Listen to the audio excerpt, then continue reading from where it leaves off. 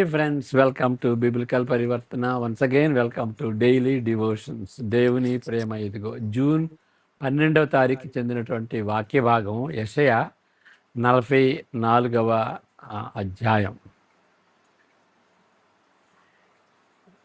ప్రార్థన చేసుకుందాం. ఇక్కడ సబ్జెక్ట్ ఏంటి అని అంటే, ఎల్లవేళలా దేవునికి కట్టుబడి ఉంటూ నమ్మకంగా ఎట్లా ఉండగలుగుతాం. రెండో ప్రశ్న ఏంటంటే, యెహోవా సాక్షులు అంటే దేనికి సాక్షులు? ఈ రెండు కూడాను ముఖ్యమైనటువంటి ప్రశ్నలు.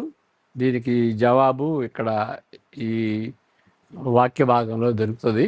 అంతకుముందు మనం ప్రార్థన చేసుకుందాం. May the words of my mouth and the meditation of our hearts be acceptable in thy sight, our rock and redeemer.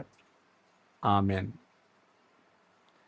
మీరే సాక్షులు అని దేవుడు ఇశ్రాయేలుతో చెప్పినట్లు ఇంతకు ముందే మనకు తెలుసు.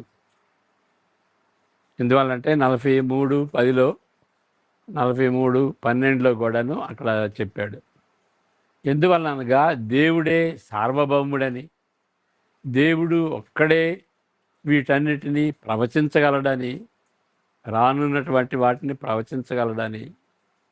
ఎందువలనంటే ఆయన సార్వభౌముడు కాబట్టి. ఇవన్నీ చేసినట్లుగా ఇవి రుజువులని ముందు చెప్పి చేయటం, అది రుజువులని వాళ్ళ జీవితంలో జరిగినటువంటిది. అంటే వాళ్ళు బబిలోను వెళ్తారు, తిరిగి వస్తారు. ఇప్పుడు 40 దగ్గర నుండి 55 యెషయా మరి 7వ శతాబ్దంలో చేసినప్పటికీ 6వ శతాబ్దంలో, క్రీస్తుకు పూర్వం 6వ శతాబ్దంలో జరగబోయేటువంటి వాటిని గూర్చి చెబుతాడు. మీరు బబిలోను వెళ్తారు, తిరిగి వస్తారు, మీరు నిరుత్సాహపడతారు అని చెప్పటమే కాకుండా వాళ్ళని ప్రోత్సహిస్తాడు అన్నమాట. ఈ సెక్షను వాళ్ళని ప్రోత్సహించేటువంటి సెక్షను అని చెప్పుకున్నాం. కాబట్టి భవిష్యత్తు గురించి ముందు చెప్పటం ఆయన యొక్క సర్వాధికారం, సార్వభౌమత్వం అని అంటాం.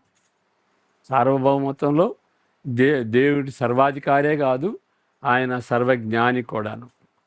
దేవుడు ఒక్కడే వీటన్నిటినీ ప్రవచించినట్లుగా, ఇవన్నీ చేసినట్లుగా వాళ్ళు అనుభవించేది దానికి రుజువులు అని ఇశ్రాయేలీయులు సాక్ష్యం ఇవ్వాలి. అది సాక్ష్యం ఇవ్వటం. దేనికి సాక్ష్యం అంటే, దేవుడు ముందు చెప్పి వాళ్ళు అనుభవించినటువంటిది, దాని గురించి సాక్ష్యం ఇవ్వాలి. దేవుడు ముందు చెప్పాడు, అది జరిగింది, అది దానికి మేము సాక్షులమే అని చెప్పటం. యెషయా 44:6-23లో వీటి సారాంశం చెప్పబడింది. ఒక సారాంశంగా ఉన్నది. ఈ విషయాల గురించి సారాంశం 6, 7, 8 వచనాలు చదువుకున్నాం. 44, 6, 7, 8 వచనాలు. ఇశ్రాయేలు రాజు అయిన యెహోవా, ఇశ్రాయేలీయుల రాజైన యెహోవా, వారి విమోచకుడైన సైన్యములకు అధిపతి యెహోవా ఇలాగ సెలవిచ్చుతున్నాడు. నేను మొదటి వాడను, కడపడి వాడను, నేను తప్ప ఏ దేవుడును లేడు. ఆదిలోనున్న జనమును నియమించినది మొదలుకొని నేను తెలియజేయచూ వచ్చినట్లు తెలియజేయగలవాడెవడు? అట్టివాడెక్కడైనా ఉండిన ఎడల నాకు తెలియజెప్పవలెను. ఇది దేవుడు ఒక్కడే సత్యాన్ని చెప్పగలిగినటువంటి, భవిష్యత్తులో జరగబోయేదాన్ని సత్యంగా చెప్పగలిగినటువంటి వాడు దేవుడు ఒక్కడే. ఎందుకంటే ఆయన ఆదిలో ఉంటాడు, అంతంలో ఉంటాడు.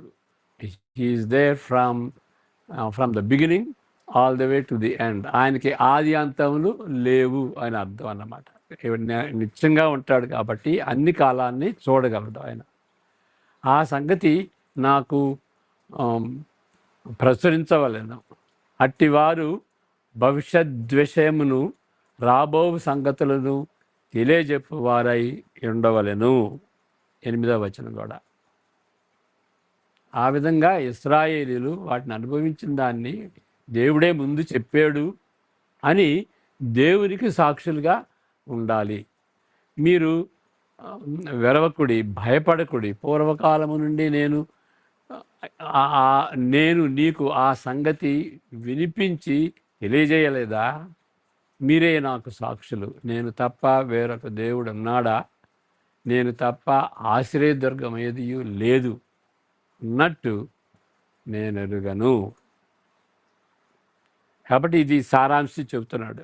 ఏంటో, యెహోవా ఒక్కడే, యెహోవా ఒక్కడే. ఇశ్రాయేలుల రాజైన యెహోవా, వారి విమోచకుడైన సైన్యం లేకపోతే యెహోవా. ఇశ్రాయేలుల పక్షమున వాళ్ళ పక్షాన వాళ్ళు చేయాల్సింది ఏంటంటే, వాళ్ళు వెరవకూడదు, భయపడకూడదు. పూర్వకాలము నుండి నేను నీకు ఆ సంగతి వినిపించి తెలియజేయలేదా అని అంటాడు. కాబట్టి వాళ్ళు భయపడకూడదు. అలాంటి దేవుడు వాళ్ళతో ఉన్నప్పుడు ఎందుకు భయపడాలి? కానీ దేవుడు ఒక్కడు మాత్రమే దేవుడైనచో దేవునిగా నటించే వారందరూ విగ్రహములు. దేవుడు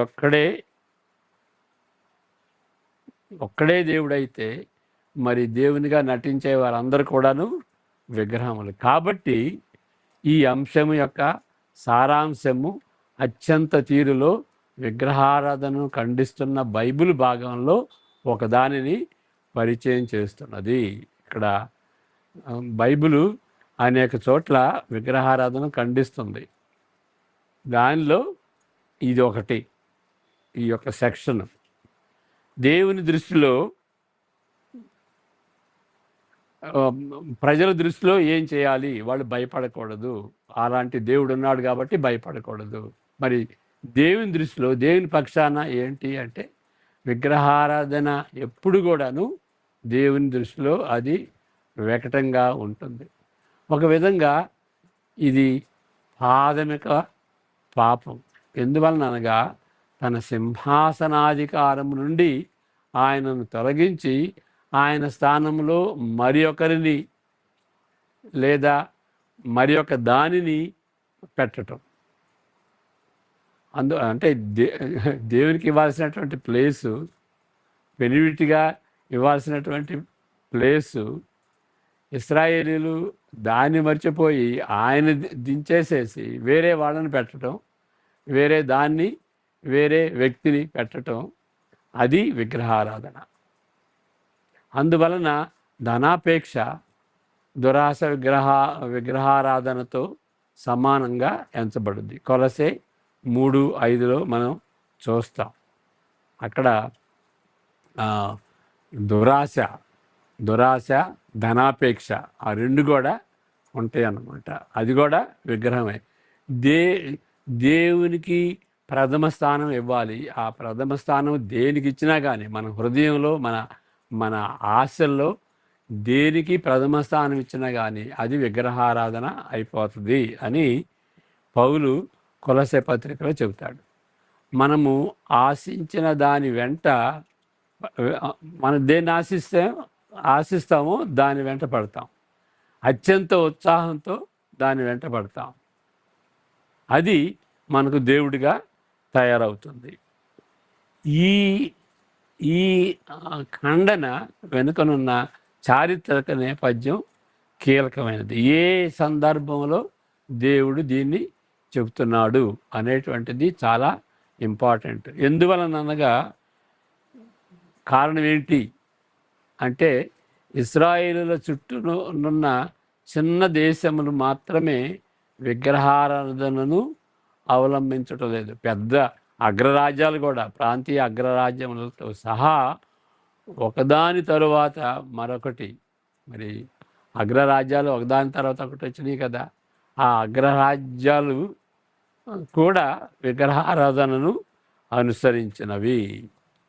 చిన్న దేశాలు విగ్రహారాధన అనుసరించినవి, అగ్రరాజ్యాలు అనుస విగ్రహారాధన అనుసరించినవి. తప్పకుండా ఐగుప్తీయులు, అషూరీయులు అగ్రరాజ్యాలు. వీళ్ళు ఐగుప్తీయులు, అషూరీయులు, బబులోనీయులు వారి వారి విజయ సాధనములను వారి విగ్రహ శక్తులకు ఆపాదించిరి. వాళ్ళు ఎట్లా మరి అగ్రరాజ్యాలు అయ్యారు అని అంటే వాళ్ళ దేవుళ్ళని బట్టి అని ఆ దేవుళ్ళకి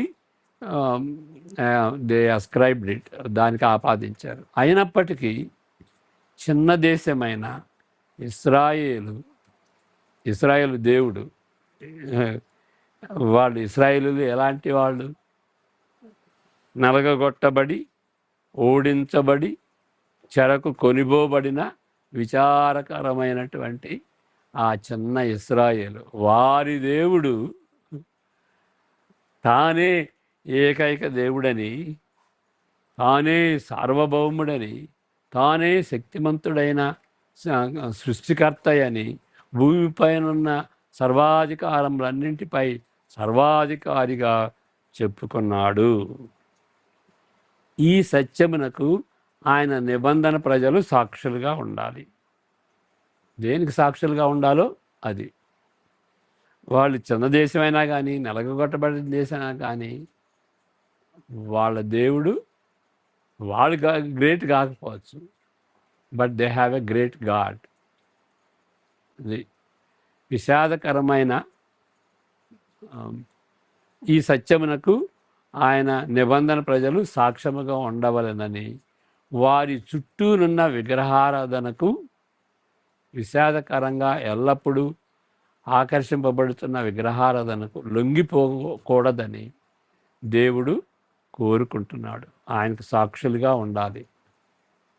ఇప్పుడు వాళ్ళు విగ్రహారాధనకు లోబడటం చెప్పొద్దు అని దేవుడు చెప్పటమే కాదు, విగ్రహారాధనకు లోబడొద్దని వాళ్ళు కూడాను విగ్రహారాధనకు ఆశ చూపించారు, దానికి ఆకర్షింపబడ్డారు. ఆ ఆకర్షింపబడినటువంటి దానికి మీరు అది లొంగిపోకూడదు. ఎవరో ఒత్తిడి చేస్తుంది కాదు, వాళ్ళు హృదయంతో విగ్రహారాధనకు వాళ్ళే ఆకర్షింపబడ్డారు. అది చాలా. కాబట్టి ఎవరో ఒత్తిడి చేసింది అదొకటి, మరలా వాళ్ళు ఆకర్షింపబడటం మరొకటి. అది చేయకూడదు అని దేవుడు కోరుకుంటున్నాడు. వాటి శక్తికి చెందిన సమస్యను గూర్చి దేవుడు సుదీర్ఘకాలంలో పరిష్కరిస్తాడు.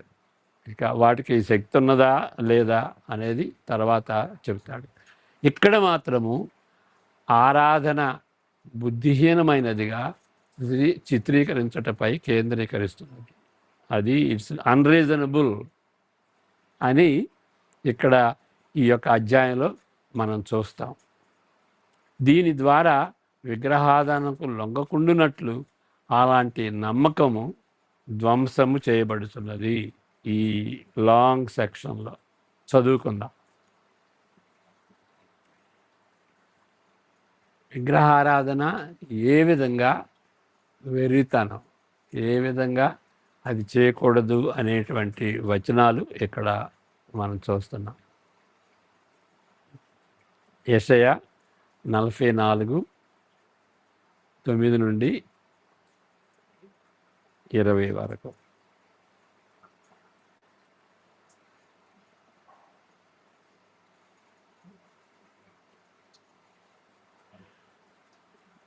నలభై 9 విగ్రహమును నిర్మించు వారందరూ మాయ వంటి వారు, వారికి ఇష్టమైన విగ్రహములు నిష్ప్రయోజనములు, తామే అందుకు సాక్షులు. వారు గ్రహించువారు కారు, ఎరుగువారు కారు కనుక వారు సిగ్గుపడరు.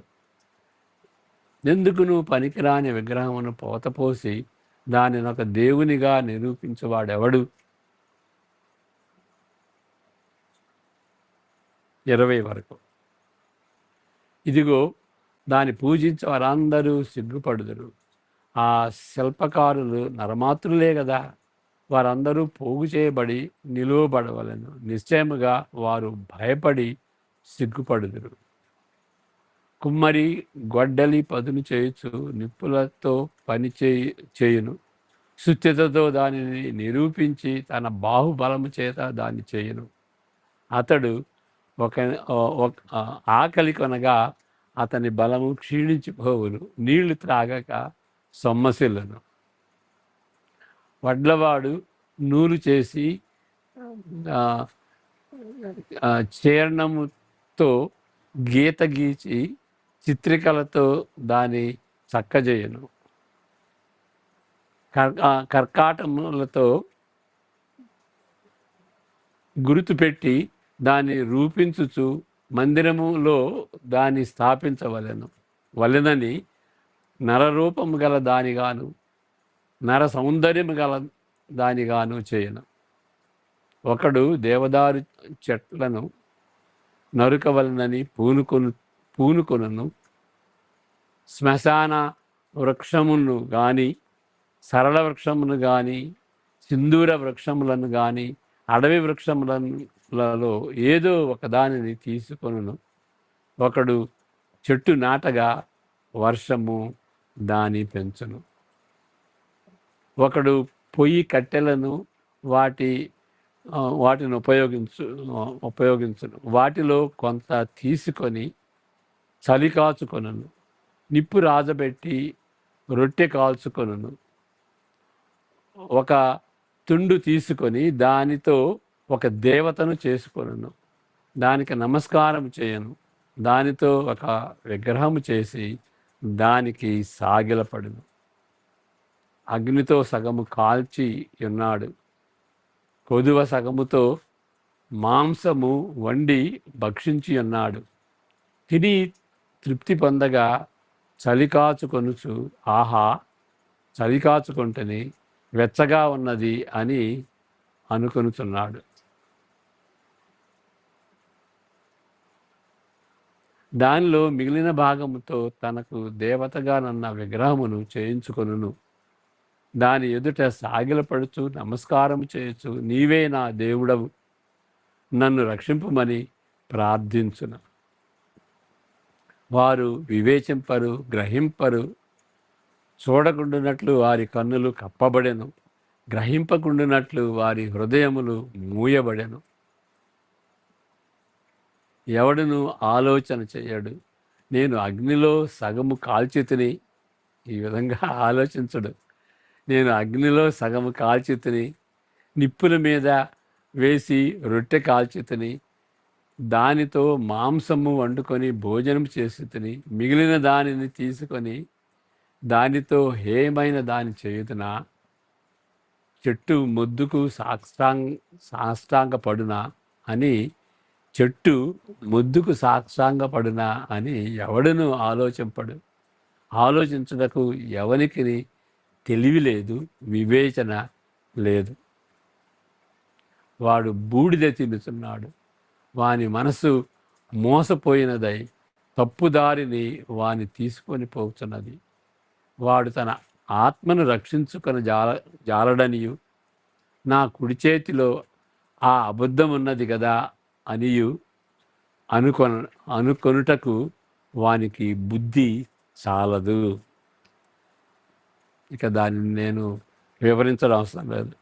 ఆరంభంలో ఆకర్షణీయంగా కనిపిస్తున్న దానిని హాస్యాస్పదంగా ఇక్కడ చూపించబడింది. విగ్రహారాధన దేవునికి అసహ్యంగా ఉండుటేగాక అది తీవ్రమైనటువంటి మూర్ఖమైనది, తీవ్రంగా మూర్ఖమైనది. ఇక దీనికి పరిష్కారం ఏంటి? ఏ విధంగా మనం అక్కడ చెప్పుకున్నటువంటి రీతిగా ఎల్లవేళలా దేవునికి ఎట్లా కట్టుబడి ఉండి విగ్రహారాధనకు లొంగకుండా ఉంటాము అనేటువంటిది ఆ యొక్క ప్రశ్నకు సమాధానం ఈ చివరి పారాగ్రాఫ్లో చూస్తాం. దీనికి పరిష్కారం రెండంతలుగా ఉంటుంది. మొదటిది ఏంటి అని అంటే, దేవుడు చెప్పిన దానిని చేసిన దానిని ఇశ్రాయేలీయులు జ్ఞాపకం చేసుకోవాలి. దేవుడు ఏం చేశాడు?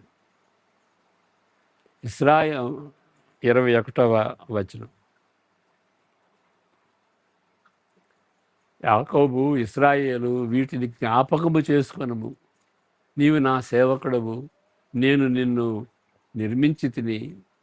ఇశ్రాయేలు, నీవు నాకు సేవకుడవై ఉన్నావు, నేను నిన్ను మరచిపోజాలను. ఇశ్రాయేలులను సమకూర్చి ఆయన సేవకునిగా చేసుకున్న ధన్యత అదేమి చిన్నదే మాత్రమేమి కాదు. రెండవది, ఇశ్రాయేలీయులు దేవుని వైపుకు తిరగాలి. అది 22వ వచనం. 22 చదువుకుందాం.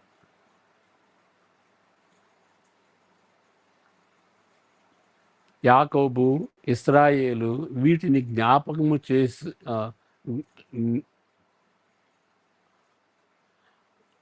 మంచు విడిపోవునట్లుగా నేను నీ అతిక్రమములను, మబ్బు తొలగునట్లుగా నీ పాపములను వేసి ఉన్నాను.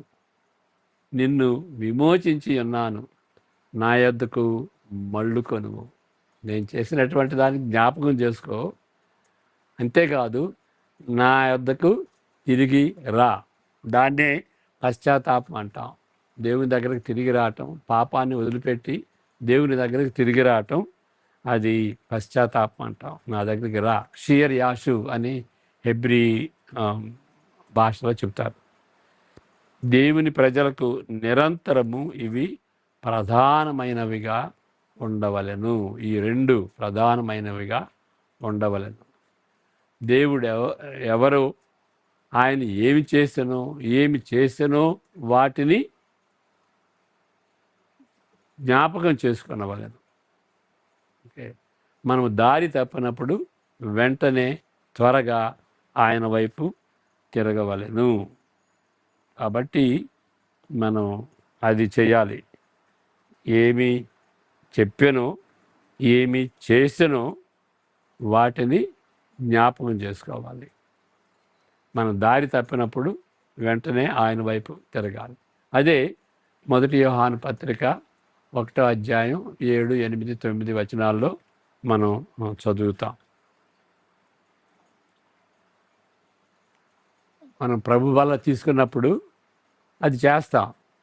దేవుని జ్ఞాపకం చేసుకుంటాం. దేవుడు మన జీవితంలో ఏం చేశాడు, ఇశ్రాయేలు జీవితంలో ఏం చేశాడు, సర్వ సృష్టిలో ఏం చేశాడు, మరి మన జీవితంలో ఏం చేశాడు, ముఖ్యంగా యేసుక్రీస్తులో ఏం చేశాడు అనేటువంటి దాన్ని జ్ఞాపకం చేసుకుంటాం మనం ప్రభు బల తీసుకున్నప్పుడు.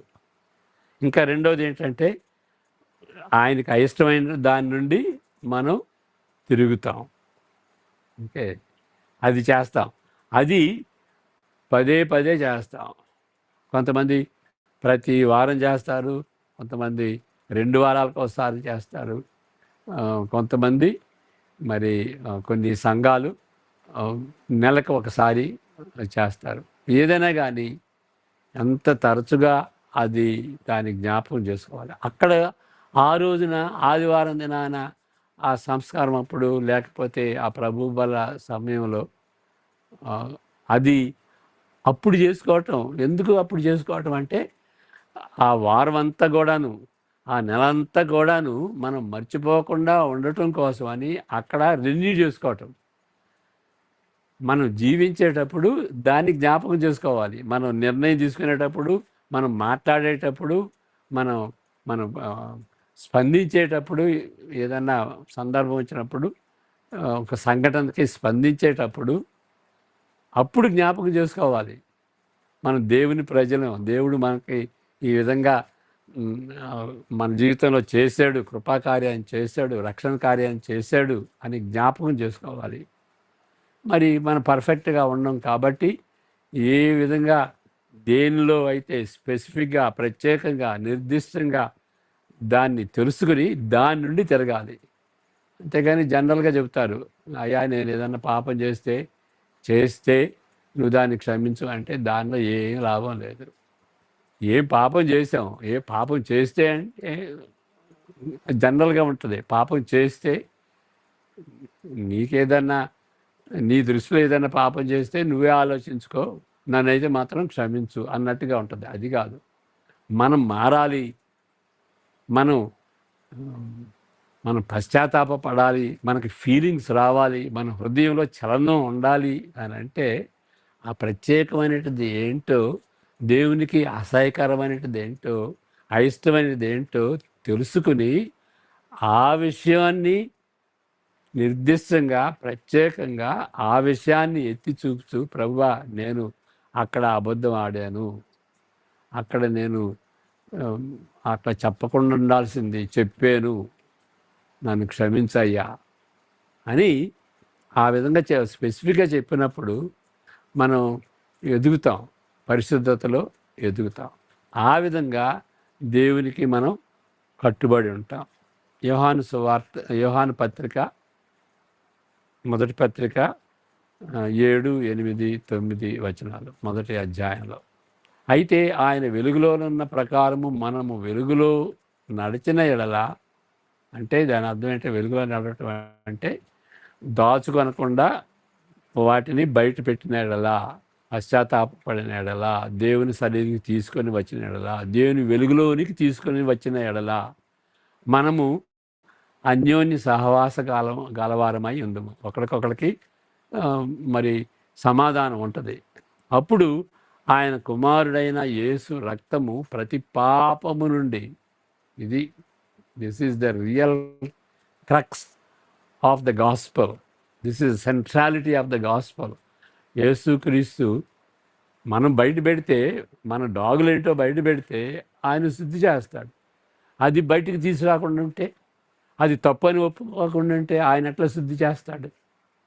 కాబట్టి ఆయన ప్రతి రకమైనటువంటి పాపాలు నుండి, ప్రతి పాపము నుండి అంటే ప్రతి రకమైనటువంటి పాపం నుండి, జన్మ పాపం, కర్మ పాపం, తెలిసి చేసిన పాపం, తెలియక చేసిన పాపం, పెద్ద పాపం, చిన్న పాపం, వాటన్నిటి నుండి కూడాను దేవుడు తన రక్తాన్ని బట్టి ఆ రక్తంలో శుద్ధీకరించబడుద్ది.